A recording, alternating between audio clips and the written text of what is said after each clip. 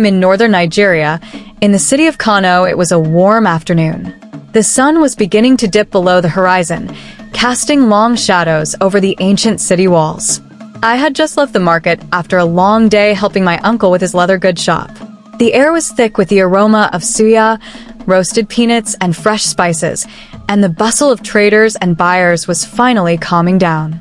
My uncle had handed me a small satchel, telling me to deliver it to Malam Bello, a trusted old friend in the neighboring town of Kura. It was only a short journey, but the weight of responsibility felt heavy on my shoulders. My uncle's voice was serious. "Make sure you do not open this satchel, Kamilu. Just deliver it safely." As I rode my old bicycle along the dusty road, curiosity gnawed at me. What could possibly be inside? Perhaps it was a rare leather order or something precious. The sun had nearly disappeared, and the dark outline of the baobab trees seemed to grow taller and more menacing. I reached into my pocket to check the directions I'd scribbled, but as I did, a gust of wind blew the slip of paper from my hand. I swerved, reaching out for it, but it tumbled away, carried by the wind far out of reach. Panic set in. My directions were gone, and the path ahead was getting harder to see in the twilight. I tried to remember landmarks from my uncle's directions, but every tree, every curve, seemed the same now. Just as I was about to turn back, I noticed a light flickering in the distance. It looked like a small house tucked away by the edge of a cluster of neem trees. I pedaled faster, hoping the people there might guide me. As I approached, an old woman with a wide smile stepped out. She wore a deep indigo veil, and her eyes sparkled with the wisdom of countless stories. She greeted me warmly and introduced herself as Mama Amina. After hearing my situation, she laughed gently. "Young man, sometimes it is the journey and not the destination that matters," she said, handing me a cup of sweet kunu.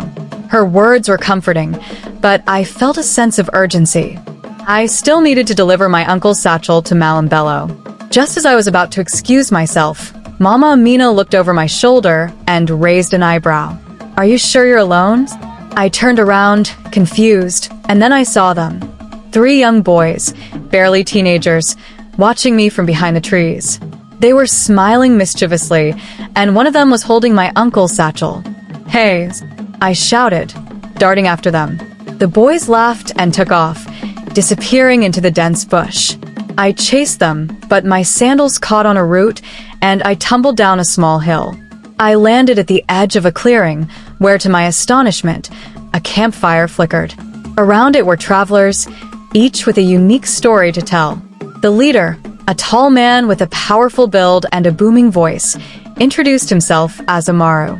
His people were nomads who traveled from town to town, often trading rare goods. They welcomed me to sit with them and offered me tuo and mayan kaka. As we ate, I shared my predicament, and they laughed heartily. "Do not worry, young man. The boys who took your satchel are from the nearby village. They're harmless pranksters," Amaru assured me. "And as for your destination, you are very close. We'll guide you in the morning." That night, under the stars, the travelers shared tales of their journeys. One woman told of finding a hidden oasis in the desert, while another man recounted his encounter with a lion near the banks of the river Kaduna. I felt captivated, transported by their stories, as if each tale was unlocking a piece of a world I had never known. Early the next morning, Amara led me to the boys' village. As we entered, the mischievous trio sheepishly approached, holding out my uncle's satchel. They apologized, explaining that they had meant no harm and thought I was a wandering traveler who would laugh at the prank. When I opened the satchel, I found a beautifully embroidered leather pouch filled with tiny vials of spices and medicinal herbs. My uncle must have been sending a special gift to Malam Bello, one of the region's renowned herbalists. As I rode into Kura, the morning sun rose high, bathing the landscape in golden light. I felt different somehow, as though the world had changed in the span of a single night.